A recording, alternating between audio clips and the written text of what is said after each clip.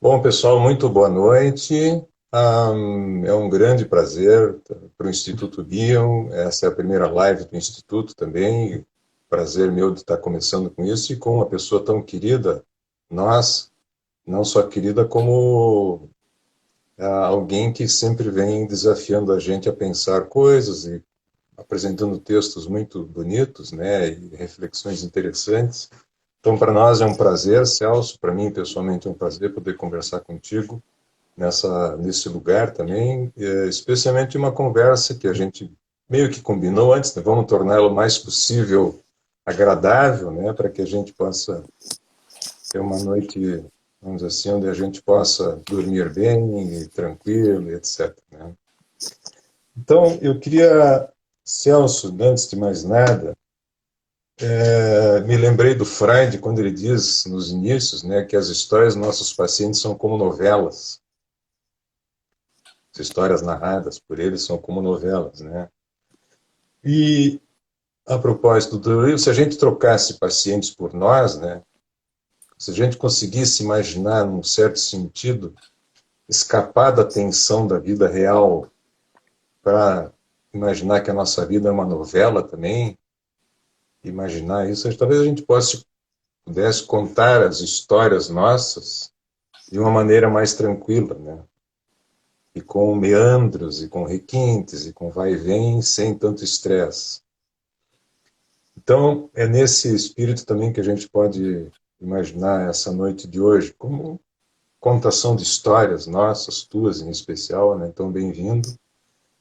E para começar, eu queria pedir que tu contasse um pouco a tua história na literatura. Como que começou, como é que tu pensou isso, como é que isso te cativou e como que tu conseguiu transpor para a psicanálise, ou, enfim, né? Tu pudesse nos contar um pouco da tua intimidade literária, da tua vida, né, que é de longa data, né, então, e transformou isso numa tese de doutorado, e etc, etc. Bem-vindo. Bom, obrigado, Júlio. Boa noite para ti, boa noite para todos aqui que nos acompanham. Estou vendo que são muitos, não é? Bom, eu primeiro queria agradecer, né? Começar agradecendo aos personagens dessa história, não é? Agradecer a Maria Luísa, que começou com o convite, tu, a Magda, né? Para mim é um prazer estar aí contigo, conversando, junto com tantas pessoas, né? Teve uma época, uns anos atrás, que a gente se encontrava sempre, né? Sempre tinha um evento, a gente estava juntos, né? E aí a gente ficou um tempo sem se encontrar, depois voltamos a fazer o contato.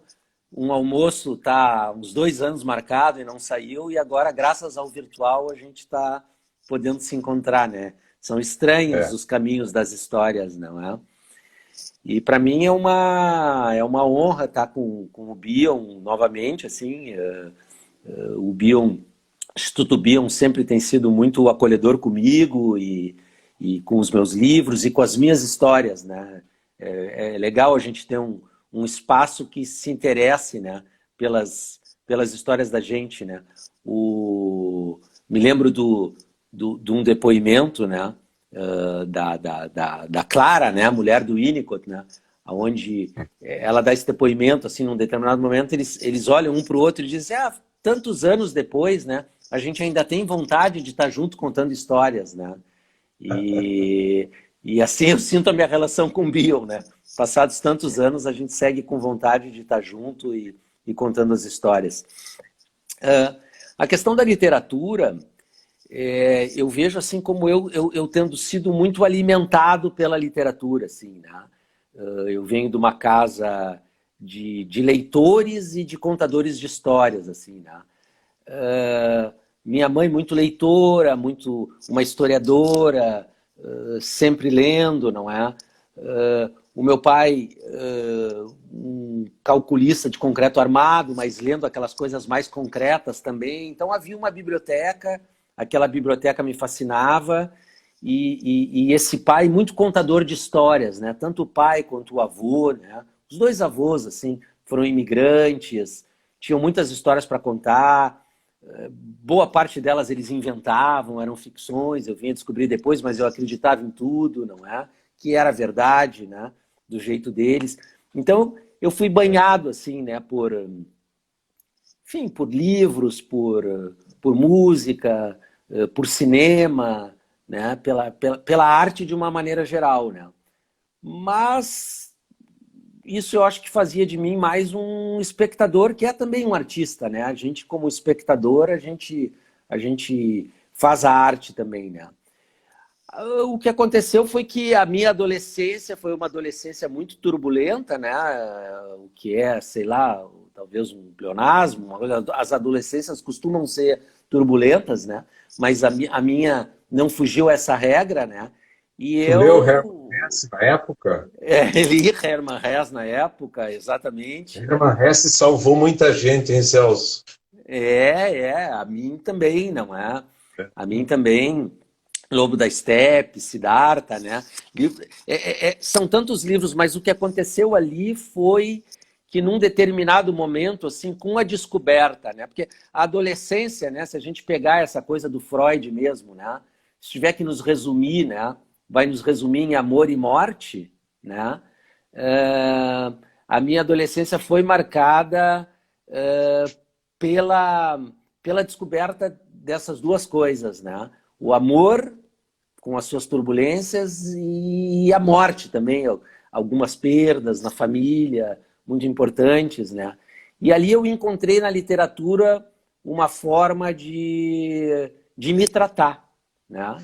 Não havia tanto na época aquela cultura, né? Como hoje tem um pouco mais, felizmente, né? De abrir esse espaço para levar os seus adolescentes para se tratarem, né? Eu só fui me tratar mais tarde. Então, o Manuel Bandeira, naquele poema, né? Do porco-espinho, que deram o porquinho da Índia, né? Que deram o porquinho da Índia para ele, ele olha para cá, olha para lá, né?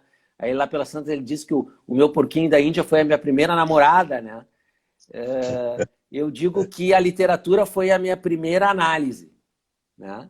Então, na minha adolescência, eu começo a fazer poemas, começo a fazer crônicas, começo a fazer contos, e aquilo, para mim, tem um efeito bom. Aquilo me faz bem, né? Na tua E aquilo adolescência, começa...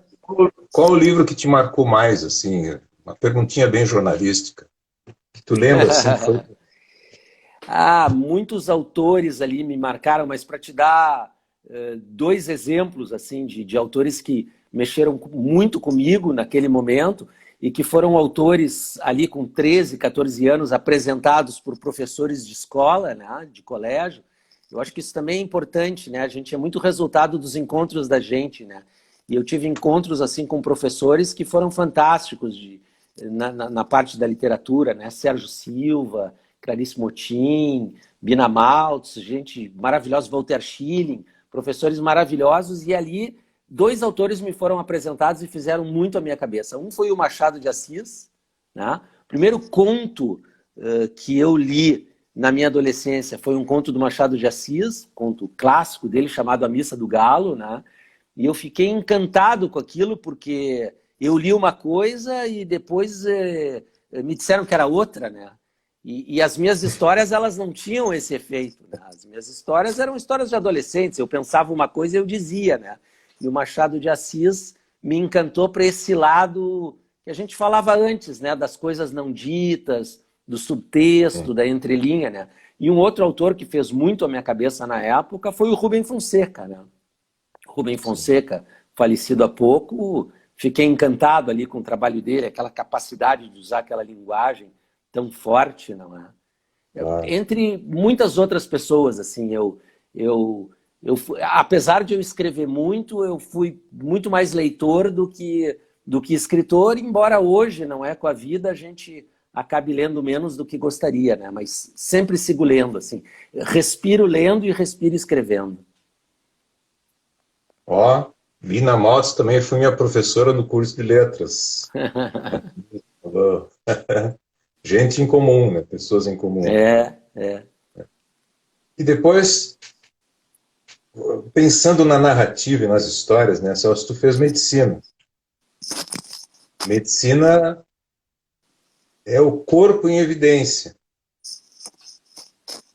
É a morte em evidência, é o flagelo em evidência, é a saúde em evidência também, quando colocado, né? E sobreviver a isso com a literatura é um negócio fantástico também. Né? Sem dúvida. Sobreviver, boa palavra, Aham. Manter a corporeidade e a narrativa simultaneamente, vamos dizer assim, né?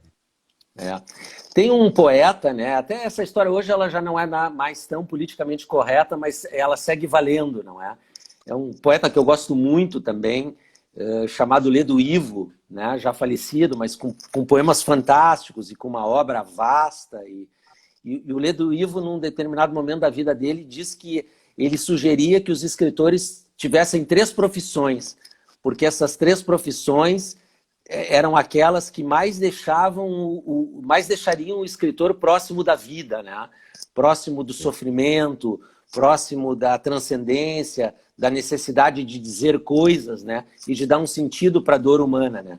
E essas três profissões eram jornalista, né? Ele dizia assim, o jornalista está na linha de frente, né? Médico e prostituta, ele dizia. Essa parte que é hoje menos politicamente correta, mas ele dizia isso com seriedade. Essas são as três profissões onde mais se verá o humano em carne viva, assim, né? O lado cru do humano.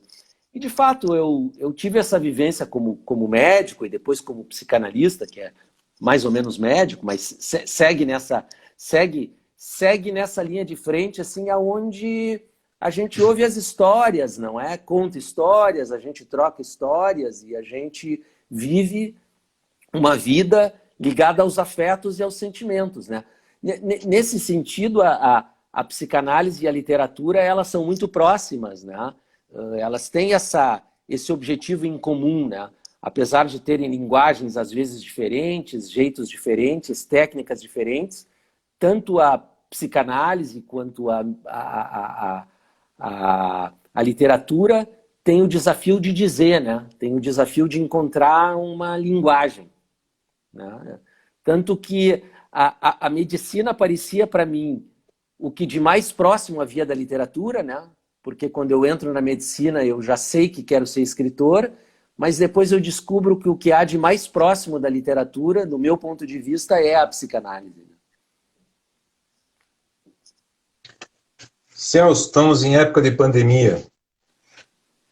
Existem muitas conversas, vamos dizer assim, fora o sofrimento que a gente vê que as pessoas estão passando, mas na nossa área, na nossa profissão, existem muitas hipóteses, trauma, traumático, angústia, sem saída e tal. E nós somos, vamos dizer assim, ouvintes de falas das pessoas, né? Também nessa situação que estamos vivendo a mesma coisa que nossos pacientes, as pessoas que a gente atende, aquartelados dentro de casa, ou consultório, com pouco contato, assustados e com medo, né?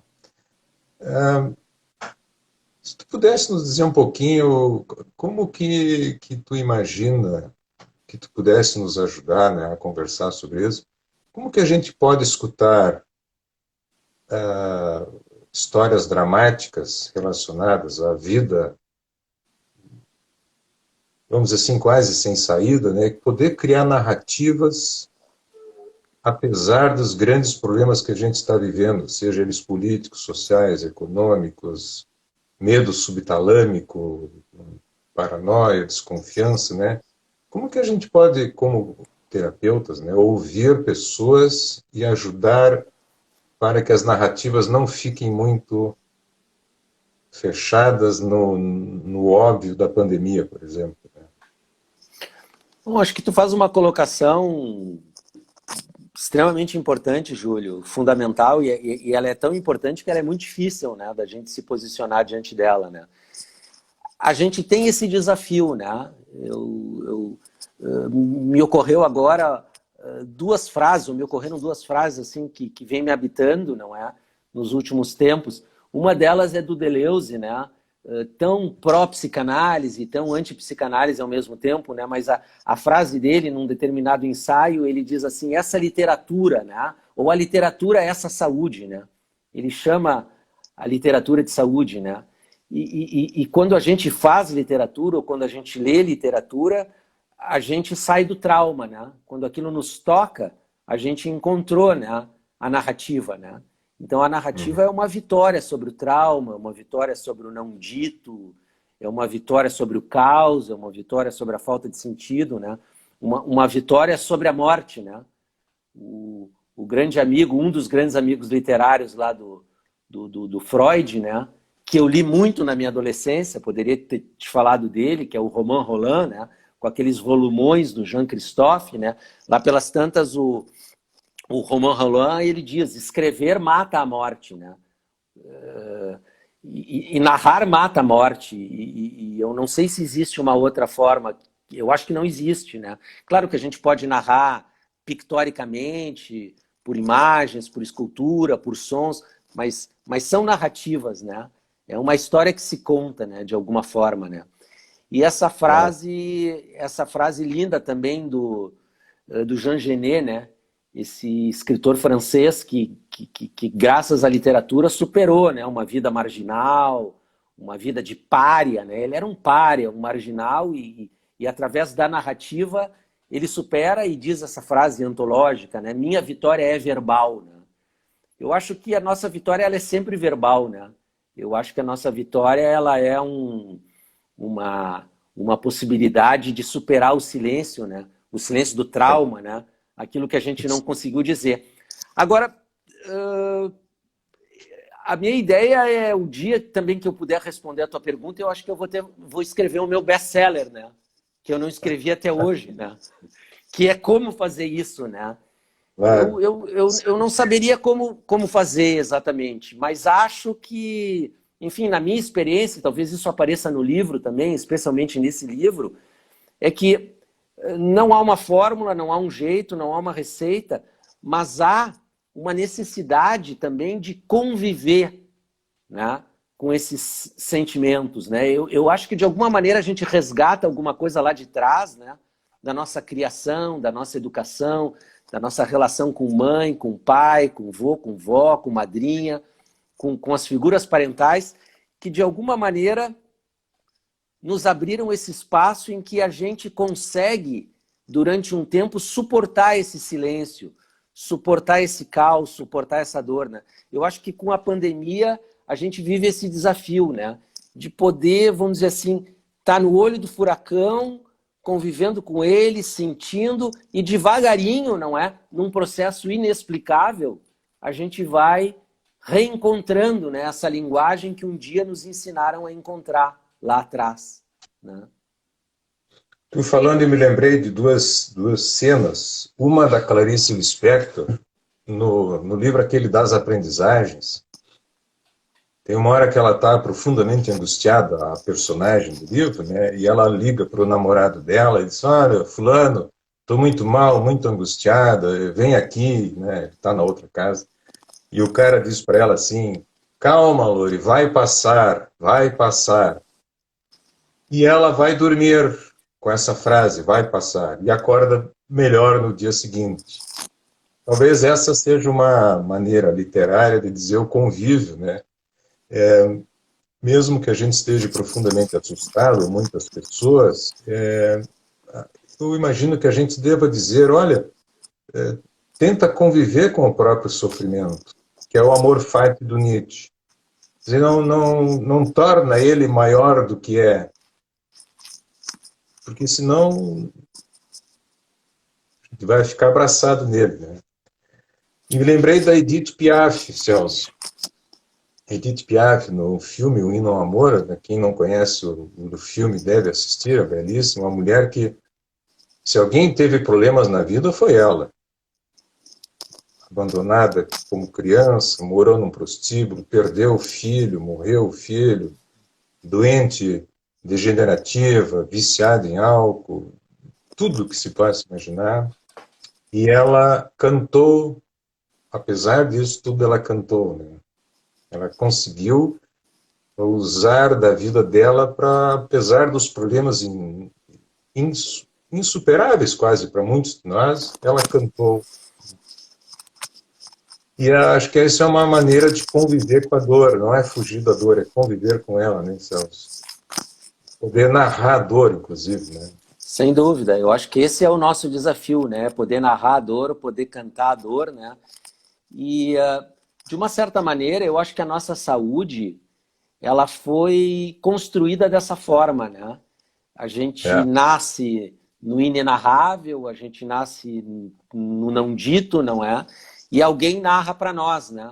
Alguém mostra, olha, esta coisa, não é, sem sentido, dolorida, não é? Ela é passível de uma história, ela pode ser contada, ela pode ser dita, né? E eu acho que com o tempo a gente vai aprendendo a fazer isso com a gente mesmo, né? Posso Botando esses interromper? personagens dentro da gente. Claro, deve. Vou te interromper e aí nós vamos falar um pouco do livro. O livro Mais Relato, Menos Metapsicologia. Eu peguei uma citação do Bolas, que tu coloca no livro, a propósito disso que tu estava falando, né? Ao relatar o sonho para outro ser humano, muito cedo o homem descobriu que para sobreviver à vida mental era essencial ter a assistência de um outro, né? Eu acho que o teu livro é um sonho teu, que nós estamos aqui para te acolher, e ao mesmo tempo eu queria que tu pudesse falar dele, essa tua ideia. Ele é um livro que não tem capítulos, é um início, meio e fim contínuo, aonde tu vai colocando ideias e tem uma ideia central por trás dela. Que tu pudesse falar um pouquinho do teu livro, que é muito bom, vale a pena ler, a gente lê bem, é tranquilo, é gostoso, e ele tem um jogo bem equilibrado, assim, entre provocação e ao mesmo tempo a acalmação, vamos dizer assim, né? Bem, muito bom. Vou falar do livro, mas antes queria comentar, fiquei muito inspirado aí por essa tua fala, né? Essa tua fala me remeteu a um dos encontros mais bonitos que eu tive na minha vida. Eu assisti uma palestra do Ernesto Sábato, numa feira do livro na Argentina, ele bem velhinho, com quase 100 anos, pouco antes dele morrer, né? E o Ernesto Sábato, nessa palestra, ele repetiu algo que ele escreveu no último livro de ensaios dele, um livro que ele escreveu pouco antes de morrer, com quase 100 anos, né, chamado A Resistência, né? E lá ele diz exatamente isso que tu está colocando, e que eu acho que, de certa forma, aparece no livro, né? E vem aparecendo nos meus livros, né? O Sábado diz algo muito bonito. Ele diz assim, com a idade que tenho, né? E ele tinha quase 100 anos, né? Eu me dou conta do seguinte, né? Eu me dou conta que eu fui sendo sempre salvo pelos outros. Que o outro sempre me salvou. E toda vez que eu perco um encontro, eu sinto que algo muito grave se perdeu. Eu não gosto de perder encontros, porque eu acho que é grave perder um encontro e esse outro está sempre nos salvando. É importante isso que tu dissesse, que eu reencontro nele, e que eu acho que vale muito para esse momento, né? Porque eu acho que nos momentos mais difíceis como esse, né? E viva a tecnologia nesse sentido, né? A gente que criticava tanto a tecnologia, ainda critica em parte, a gente aprendeu a se aproximar dela e desfrutar dessa possibilidade de encontros, não é? Que ela oferece. E eu acho que a gente vive esse paradoxo nesse momento. A gente tem a necessidade de se recolher mais, porque estamos vivendo um trauma, né? Mas também temos a necessidade de encontrar mais, né? Porque são esses novos encontros que resgatam os encontros antigos, né? A psicanálise é muito isso, né? Através da transferência, né? É um novo encontro absolutamente atual, absolutamente presente, novo, inédito, mas que vai resgatando, né? O que houve, o que não houve, o que sobrou, o que faltou, o que teve na medida, né? Nesses primeiros e decisivos encontros, né? Esse livro, né? E eu não vou, vamos dizer assim, blefar, né? Porque se eu blefasse, eu inventaria uma história mais bonita para ele, assim, né? E como poeta e ficcionista, talvez eu pudesse inventar uma história, né? Mas a história do livro é uma história interessante, assim, não sei se é bonita, mas o que aconteceu? Eu vinha publicando alguns livros e como não são best-sellers, né? E como não são livros que dão respostas, eu precisei sempre dar um empurrão nos meus livros, assim, né? Oferecendo algum curso, me disponibilizando a falar sobre os livros, né? E os livros de ensaios, eles vinham sendo mais fáceis de fazer isso, porque, por mais que eu sempre tenha buscado uma linguagem mais poética, ou fizesse alguma coisa de literatura nos meus livros, eu tinha alguns conceitos, eu tinha algumas noções que eu ia lá e apresentava, né? Mas aí eu publiquei um livro que meio que quebrou minhas pernas, assim, na hora de apresentá-lo, que foi um livro de crônicas, chamado Crônica dos Afetos. E esse livro é um livro que trata da psicanálise, mas de uma forma muito literária, e é um livro que eu não teria condições de apresentar, como eu vinha fazendo com os livros anteriores. Mas eu tinha necessidade de apresentá-lo, né? Porque daqui a pouco eu já tinha aberto espaços. Por exemplo, o Bion, né? Ah, Crônica dos Afetos, vem aqui apresentar. E eu ia. E o meu esforço, né, de tentar traduzir a junção que eu fiz da literatura, da poesia com a psicanálise no livro, é o esboço do Mais Relato, Menos Metapsicologia. O Mais Relato, Menos Metapsicologia, ele é uma forma de apresentar aquilo que no Crônica dos Afetos era mais literatura. É um pouco complexo isso, né? Não sei se eu me faço entender, mas a ideia um pouco era essa, assim. E houve um encontro ali com uma leitura, né? Porque eu sou muito, hoje, rato de internet, de estante virtual, de Amazon, dessas coisas, né? Mas também de sebo, né? Hoje não dá mais para ir nos sebos, ou dá menos para ir nos sebos, nesse momento não dá, né? E me caiu nas mãos um livro desse filósofo chamado George Politzer, né? Aonde esse homem, encantado com a psicanálise, fez um livro chamado Fundamentos da Psicologia, aonde ele conseguiu dizer aquilo que eu tinha pensado no Crônica dos Afetos, né? Aonde ele faz uma elegia, ele faz uma homenagem, ele faz uma valorização, porque ele está encantado com a interpretação dos sonhos do Freud. E ele está encantado, assim, ele se pergunta assim, como que depois de 1900 anos a psicologia foi para um lado gestalt, foi para um lado educativo, e como que nunca ninguém tinha pensado em algo tão simples e tão valioso como Freud pensou, que é, eu preciso contar a minha vida, relatando a minha vida e relatando os meus sonhos. Eu preciso relatar o meu sonho e a minha vigília. E junto com alguém, eu preciso encontrar significados possíveis para o meu sono e para a minha vigília. Então, isso também acabou gerando o livro. E há um detalhe muito interessante, não é? Em relação ao livro, que Só o livro um? também... É, mais um, mas é que esse ele é meio estranho, né? Mas é um detalhe que é importante de contar, e não sei nem se a pessoa a quem eu vou me destinar para contar isso vai saber, porque eu acho que eu nunca falei isso diretamente para essa pessoa. Mas essa pessoa é um querido amigo, hoje meu editor e meu amigo, é um colega nosso, Lucas Krieger, que é poeta, músico, escritor e editor. E o Lucas Krieger, ele edita os meus poemas, né? E editar os meus poemas precisa ser um amigo para fazer isso, né? Porque ele edita um livro que encontra poucos leitores, né? As pessoas leem pouco a poesia diretamente, né? De uma forma geral, né? Pelo menos esses poetas que ainda estão trilhando, assim como eu, né? E o Lucas sempre foi aberto para publicar os meus poemas. E um dia ele me perguntou assim, tu não quer fazer um livro de ensaios, né? E eu fazia livro de ensaios, tenho uma editora que faz meu livro de ensaios, e os meus livros de ensaio, eles saem bem. Eles não são best-seller, mas eles encontram muitos leitores. Aí eu disse assim, eu preciso ser grato ao Lucas, né? Eu não posso só dar carne de pescoço para ele, né? Já que ele aceita os meus poemas, ele merece uma coisa que saia melhor aí no mercado. Então eu ofereci esse livro para ele. Tem esse detalhe interessante na história. Uma gratidão de amigo. Eu vou puxar algumas pequenas frases do livro, a gente conversando. Agora, tu faz uma citação do Yamandu Costa, né?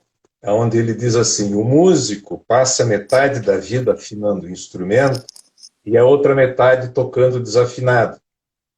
Ouvir relatos e histórias é como afinar o ouvido nunca pronto, conforme o Drummond. Poder tentar ouvir já pode ser terapêutico.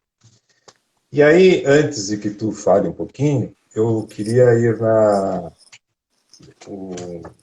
uma outra citação que tu fala do pai da Anne Frank. Eu achei belíssimo tu colocar isso aqui, que diz assim, no Museu Anne Frank em Amsterdã encontramos um depoimento de Otto Frank, pai de Anne.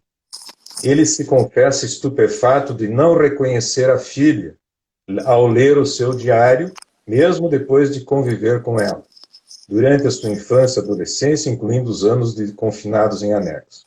Ao final, Otto, o pai, diz acreditar que, no fundo, a maioria dos pais não conhece verdadeiramente seu filho. Eu queria que tu pudesse brincar, o Yamandu e o Otto, nessa função de ouvir narrativas. Então, E o que é o que a gente tem que saber que não escuta tudo, né? claro, claro. A gente não escuta tudo, a gente escuta pouco, né? Às vezes esse pouco é muito, né? Há sempre lacunas, né? No dizer, né? O dizer é sempre insuficiente, né? Ele é aproximado, ele é sugestivo. Isso realmente me bateu muito, né? Esse vídeo do Otto Frank, né? No Museu de Anne Frank, em Amsterdã, que é uma experiência muito forte que a gente tem. Mas eu tive uma experiência forte com esse depoimento dele, né? Onde ele diz, né? Que anos depois de viver com a filha, e ele era um pai, enfim, presente, afetivo, dedicado, e ficaram anos juntos no anexo, ele diz: eu não conhecia a minha filha, eu conheci minha filha através do diário, né? A minha filha conta uma vida que para mim era completamente desconhecida, né? Eu acho que, de certa maneira, a psicanálise da infância, e eu atendo muita criança, eu me identifico muito nessa posição de psicanalista da infância, né? Eu acho que ela preenche algumas lacunas assim que existem, né? Hoje em dia, né? Por exemplo, uma criança precisa brincar, né?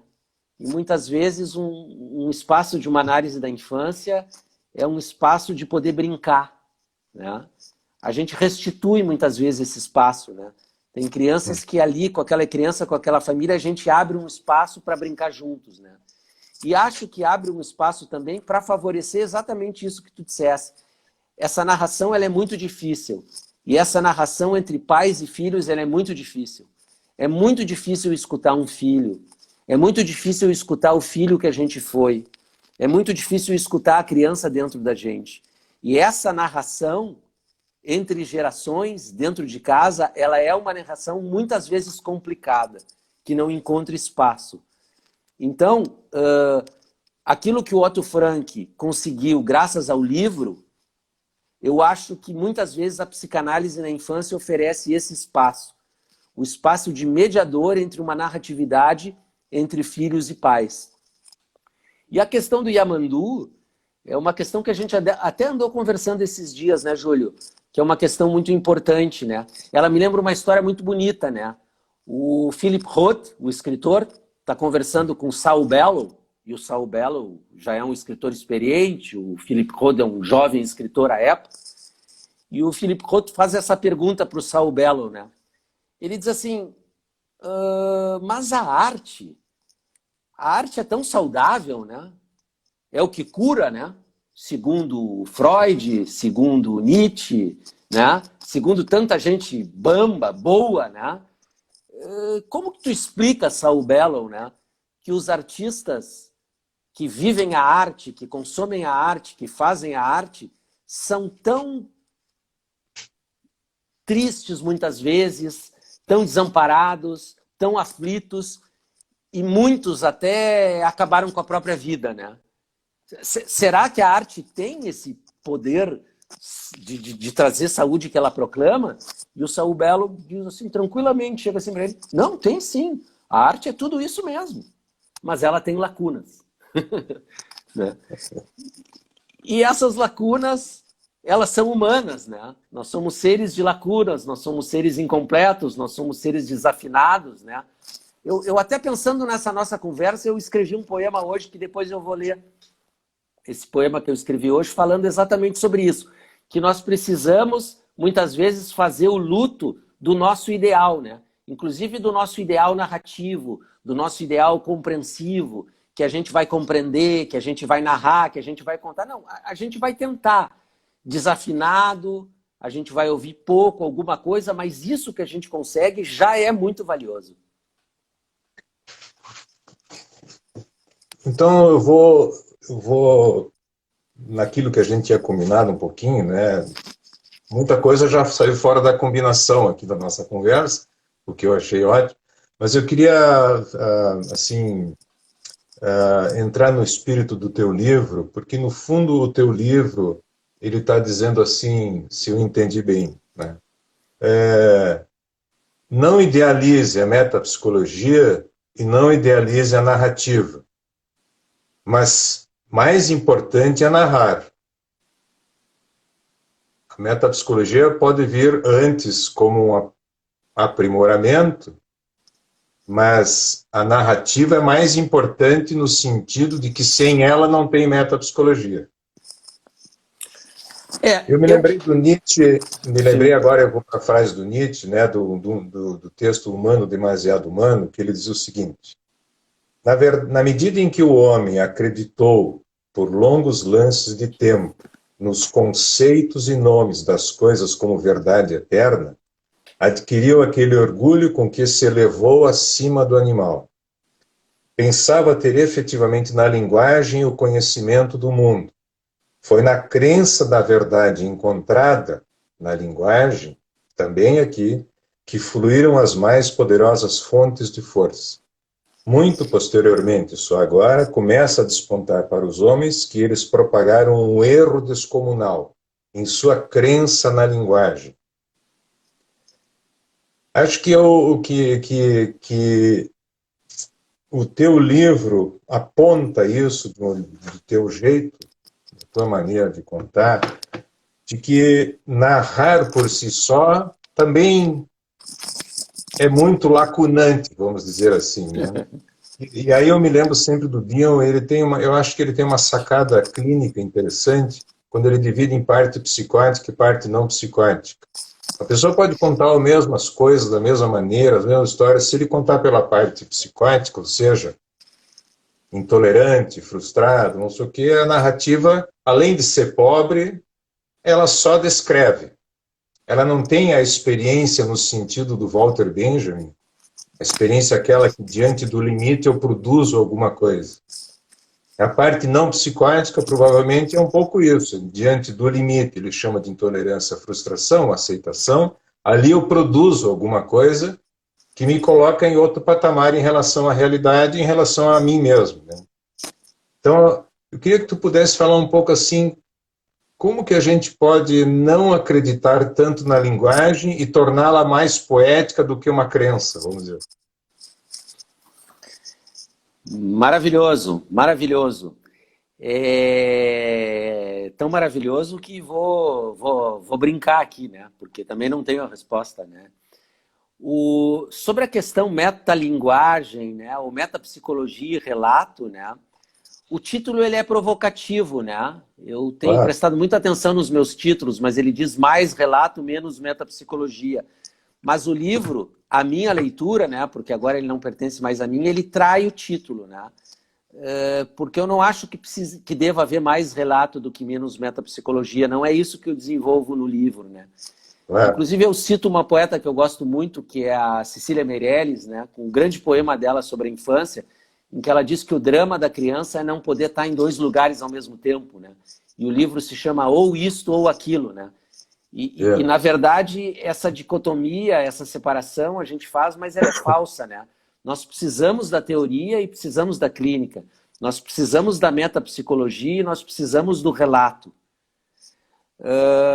A metapsicologia nos arma para o relato, sem dúvida. Como quando a gente vai no museu, quanto mais conhecimento a gente tem, a gente também vai poder desfrutar daquilo melhor. O mantra do livro, o que o livro repete, são os abusos que a gente faz da metapsicologia, né? E da teoria. Do quanto essa teoria ela é usada por todos nós, por mim, por nós todos os dias, né? O quanto a gente, seguidamente, não suportando um estar junto, um estar com, um identificar-se, uma empatia, um sofrimento, uma contratransferência, a gente se arvora em preencher aquele vazio com uma teoria que chega antes do tempo, ou que chega exagerada, né? Então, nós, psicanalistas, ou nós, psicoterapeutas de orientação dinâmica, às vezes criticamos os excessos de diagnóstico, os excessos de medicação, mas a gente não se dá conta que a gente também tem as nossas defesas e que às vezes essa é uma das defesas, não é? Que é colocar a metapsicologia antes do encontro, não é? Acima do encontro, e não no nível do encontro e não depois do encontro, né? Sobre a tua citação Sabe do Nietzsche... que a metapsicologia, se me permite, eu diria que ser qualquer teoria, né, não importa, qualquer teoria que está acima do encontro humano é um encontro de preconceito. Sem dúvida, sem dúvida. Do Spinoza, o Spinoza sempre diz, na final, o que é importante para um ser humano? Um outro ser humano sem preconceito. E a teoria, ela pode ser usada como um preconceito, né, Celso? Principalmente se a gente perde essa dimensão ficcional que ela tem, né? É o título felicíssimo da Maud Manoni, né? A teoria como ficção, né? A teoria também é uma ficção, né? Ela também é um construto que faz sentido para nós, mas ela também é algo ficcional, né? E o que nos salva é chegar ao ficcional, né? O ficcional é a representação, é o dito, é o símbolo, não é? Isso é que nos tira da psicose, do grude, de tudo, né? E a questão do excesso de confiança na linguagem e o cuidado que a gente tem que ter em relação a isso, eu acho fundamental, assim, né? E me vem à cabeça a belíssima imagem do Constantino Cavafis, o poeta, né? No seu poema Ítaca, né? Em que ele diz, bom, precisamos chegar a Ítaca, né? Ele tem a referência lá do Ulisses, né? E aí o que ele diz? Sim. É óbvio que nós não chegaremos a Ítaca, né? Nós não chegamos a lugar nenhum, né? Nós não somos seres de chegar, né? Nós somos seres de ir, né? E ele está dizendo, com o poema, na minha leitura, que eles assim, não importa. Tem que acreditar nisso. Celso, tem que acreditar nisso. Tem que acreditar. Tem que acreditar. Mas quando tu busca uma linguagem que nunca tu encontrarás, né? A possibilidade de buscá-la, ela é a grande saúde, né? Porque tu vê o seguinte, nós nos tornamos leitores e narradores depois de muito tempo estando com os nossos cuidadores, né? Esses nossos cuidadores que nos consolam, que nos acolhem, que nos cuidam, não é? E que nos ensinam a dizer, né? Quando a gente diz, a gente não precisa mais ter dito, né? É um pouco a ideia do ínico da interpretação. Ela não é necessária, porque o que é necessário é chegar a ela, né? Hoje um pai de uma criança de 1 ano me dizendo assim, meu filho, ele é muito inquieto e intolerante. Eu disse, mas o guri tem 1 ano, né? Eu pensei na minha cabeça, né? Eu perguntei, quando que isso acontece? Ah, quando eu boto ele na cama para trocar de roupa. Aí ele começa a chorar, a espernear, ele quer sair andando. Eu perguntei para ele, tu conversa com teu filho para explicar para ele que tu vai trocar de roupa agora e que depois ele vai poder correr? Não, eu pego ele no colo para ele parar de chorar. Disse, não, mas quem sabe tu conta para ele que ele vai ficar deitado para tu trocar de roupa, depois ele caminha. Ele pode caminhar. Disse, mas tu acha que ele vai entender? Vai entender, sim, ele vai entender porque tu vai estar conversando com ele. Isso é narrar, isso é contar uma história, isso é criar um espaço entre o antes e o depois, que é a função da narrativa, né, Celso? Penso que sim, e penso que o que tu propõe a ele, no meu entendimento, é a criação das condições da narrativa, né? Claro. E as condições da narrativa é estar junto, é pegar no colo, é falar, né? É acreditar que o outro vai compreender. Quando o outro se tornou um narrador, ele já não precisava mais narrar, né? As condições já estavam criadas, né? Eu me lembrei do Ulisses, no personagem Proteu, quando ele diz assim, como é que eu faço para enxergar? Feche os olhos e veja. Tá? Aceite a escuridão para que tu possa ter outras percepções das coisas, né? Sem dúvida, né? E esse é o espaço que a narrativa nos abre, né? Porque nós, na concretude, nós somos muito limitados, né? A nossa visão ela é muito limitada, né? A partir do momento em que a gente chega à imaginação, né? Em que a gente desenvolve essa capacidade, é o que nos permite fugir ao trauma, né? O trauma é da ordem do concreto, não há o que dizer em relação a ele. É aquilo do eu, foi terrível, né? Mas se eu puder imaginar, né, o René Jatkin é um psicanalista que propunha muito isso, né? Ele dizia que os contos geram esse espaço que se abre, aonde nós ganhamos a capacidade mais importante que a gente pode ter, que é a capacidade de imaginar outras histórias para nós, né? Porque se a gente ficar restrito à história que a gente vive, isso é muito pobre, isso é muito triste, isso é muito insalubre, né? A minha vida em si é insalubre, a minha vida em si é limitada, né? Mas à medida que eu vou acompanhando essa vida, né, com ficção, com narratividade, em que eu vou imaginando outros desfechos, outras possibilidades, isso é uma riqueza, mas não é só estética, é uma riqueza de saúde mental também, né? Porque eu jamais vou resolver aquele problema, né? Eu jamais vou resolver aquele problema, mas na minha imaginação, aquele problema está sendo resolvido, né? Isso é saúde mental. Celso, nós estamos meio perto do fim. Tu disse Opa! que tem uma poesia que tu vai saltar em primeira mão. Em primeira mão, que é sobre É, isso, né? Sobre os limites da linguagem, da narrativa que a gente conversava, né? Essa sim. semana, né? E o poema diz assim: era uma narrativa de era uma vez e tudo, apontado para sempre. Só não se entendia nada. Nem roçava o que se via, nem se cravava ao vazio, como um silêncio qualquer de um corpo sem palavras. No entanto, narrativo. Bamba na incompletude, fala gaga, ouvido torto. Ainda assim não arredava entre si e ti e mim do seu sonho de dizer. Eu fiz isso baseado nas nossas conversas, mas baseado no nosso dia a dia, né? Em que boa parte das coisas que nos dizem a gente não compreende, a gente não entende, a gente acha que entende, mas não entende, a gente entende uma coisa e daqui a pouco é outra, não é? Mas a gente não arreda, e o nome do poema é inarredável, a gente não arreda do sonho de compreender e de dizer, né? Então, enquanto a gente sonha que vai compreender e que vai dizer, a gente está na luta, né? Estamos no páreo. Estamos no páreo. Pode ler de novo para nós a poesia? Posso? Me lembrou uma história do Mário Quintana maravilhosa, né? Que o Mário, tu tá bem Mário Quintanesco, né? Tô. Alguém perguntou, poeta, o que o senhor quis dizer com o seu poema? O senhor poderia me dizer? E ele, claro, claro que sim. Qual o poema? Esse aqui. Ah, eu quis dizer isso. Aí ele lia o poema. Claro. Inarredável. Era uma narrativa de era uma vez e tudo, apontado para sempre. Só não se entendia nada. Nem roçava o que se via, nem se cravava ao vazio. Como um silêncio qualquer de um corpo sem palavras, no entanto narrativo. Bamba na incompletude, fala gaga, ouvido torto. Ainda assim não arredava entre si e ti e mim do seu sonho de dizer.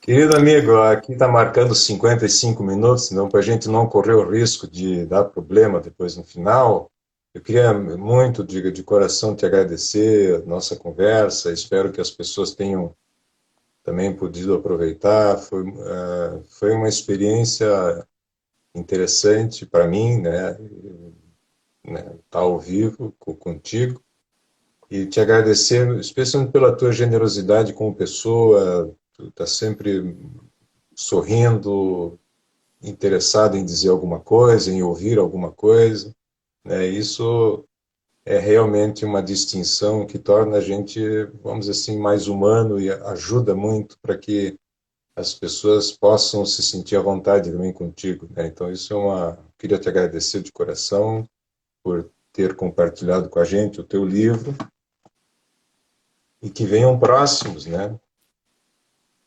De poesia, romances e etc, né? e boas Obrigado, conversas. Júlio. Eu que te agradeço aí por essas palavras tão amigas, tão generosas e te agradeço muito por esse encontro, né? Tá Vivemos um bom. encontro. Vivemos um encontro.